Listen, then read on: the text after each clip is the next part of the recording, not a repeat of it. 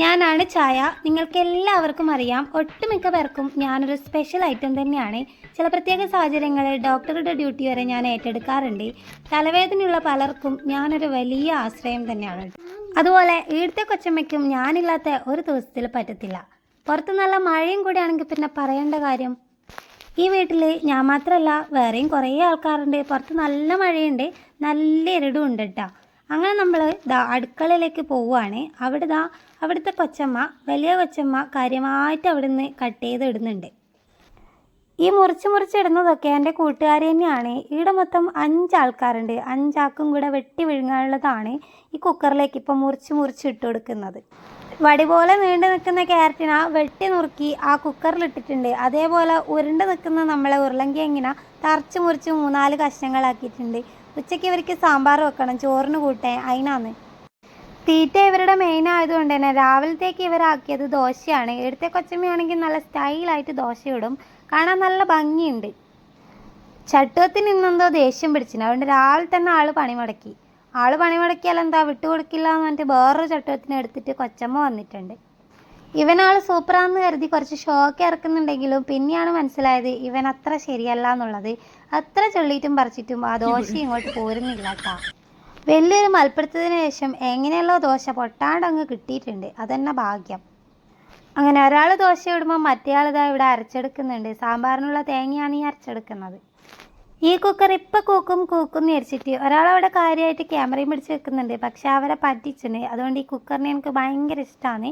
ഇതടക്കിയവർക്കിട്ട് ഇതുപോലെ പണിയും കൊടുക്കാറുണ്ട്. പിന്നെ ഇവിടുത്തെ വലിയ കൊച്ചമ്മ ചെറിയ കൊച്ചമ്മയോട് പറഞ്ഞു അതിൻ്റെ തലക്കിട്ടൊരു കൊട്ടു കൊടുക്കാൻ. അങ്ങനെയാണ് അത് കൂക്കിയത് കേട്ടോ ലാസ്റ്റ്. അങ്ങനെതാ ഇവരെ ദോശ ഇടലൊക്കെ റെഡി ആയിട്ടുണ്ട്. പിന്നെ ഇതാ സാമ്പാറും റെഡിയായി. അതിലിടയ്ക്ക് ഇവർ ഈ പയറിനെയും കുറിച്ച് കറി വെച്ച് കേട്ടോ, കണ്ടില്ലേ. സാമ്പാർ തിളക്കുന്നത് ക്ലോസപ്പിൽ എടുക്കാൻ പോയെങ്കിലും കിട്ടിയില്ല കേട്ടോ. പിന്നെ ഇതാ കടു അങ്ങ് പൊട്ടിച്ചെടുക്കുന്നുണ്ട്. കടു നല്ല ദേഷ്യത്തിലായതുകൊണ്ട് തന്നെ പൊട്ടിത്തെറിക്കുന്നുണ്ട്. കടു പൊട്ടിയതുപോലെ 3-4 ഇളക്കണം, ഇല്ലെങ്കിൽ ഇവർക്കൊരു സമാധാനം കിട്ടൂല.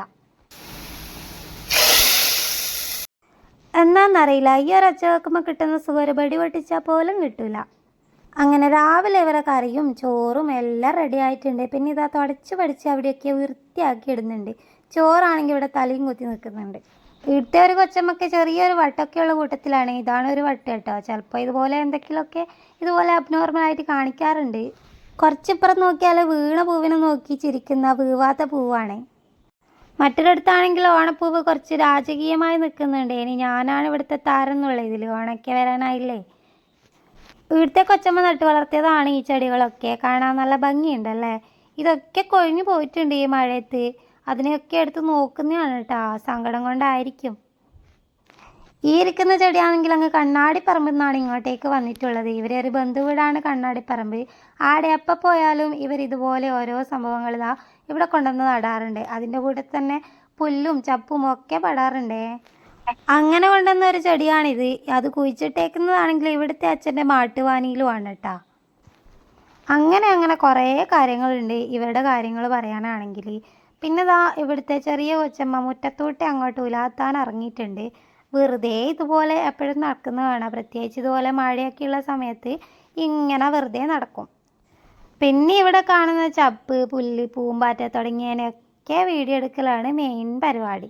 നേരത്തെ പറഞ്ഞ കണ്ണാടിപ്പറമ്പിലുള്ള ബന്ധു അപ്പുറത്ത് ഫോൺ വിളിച്ചുകൊണ്ടിരിക്കുന്ന കുട്ടിയാണ്. ആ കുട്ടീൻ്റെ വീട്ടിൽ നിന്നാണ് ഈ ചെടിയൊക്കെ കൊണ്ടുവരാറുള്ളത്. കുട്ടി രാവിലെ എണീച്ച് ഡ്രൈവിങ്ങിന് പോകാൻ വേണ്ടി കൊണ്ടാക്കാൻ വേണ്ടി പോയിട്ടാണുള്ളത്. അവിടെ എത്തിയപ്പോഴാണ് മനസ്സിലായത് ഡ്രൈവിംഗ് ക്ലാസ് ഇല്ല എന്നുള്ളത്. അങ്ങനെ കുട്ടി കിടന്നുറങ്ങണം എന്ന് പറഞ്ഞിട്ട് പോകുന്ന പോക്കാണേ. ഇതൊക്കെ വീട്ടിലുള്ളവരാണ്. ഈ വീട്ടിലുള്ളവരുടെ കുറച്ച് ഉറപ്പിക്കൽ കാണാം. ഇവരൊക്കെ ഇവിടുത്തെ മെയിൻ ആൾക്കാരാണ് കേട്ടോ. ആരെങ്കിലും ഇതുപോലെ ചാരി വെച്ചിട്ടുണ്ടെങ്കിൽ അവരുടെ മേലെ പോയി ചാരി വെക്കാൻ വേണ്ടിയിട്ട് ഇവിടെയുള്ളവരുടെ ഒരു പ്രത്യേകതയാണ്. ഇതിവരുടെ സ്വന്തം പുത്രനാണ്, പേര് മുസി. ഇനിയിപ്പോൾ ഇവിടുത്തെ വലിയ കൊച്ചമ്മേനെ കൊണ്ടാക്കാനുള്ള തത്രപ്പാടാണ്. അങ്ങനെ ചാടിക്കയറുന്ന ചെറിയ കൊച്ചമ്മയും പോയിട്ടുണ്ട് യാത്ര അയക്കാനായിട്ട്. പോകുന്ന വഴിയിലെ കാഴ്ചയാണ് ഇവർ കാണിക്കുന്നത്. ഈ കൊച്ചമ്മ പാൽ സൊസൈറ്റിയിലാണ് വർക്ക് ചെയ്യുന്നത്. ടാറ്റ ബൈ പറഞ്ഞിട്ട് ഇത് അങ്ങോട്ടേക്ക് ഇറങ്ങി പോയിട്ടുണ്ട്. പിന്നെ തിരിച്ച് പെട്ടെന്ന് ഇവർ വീട്ടിലേക്ക് വന്നിട്ടുണ്ട്.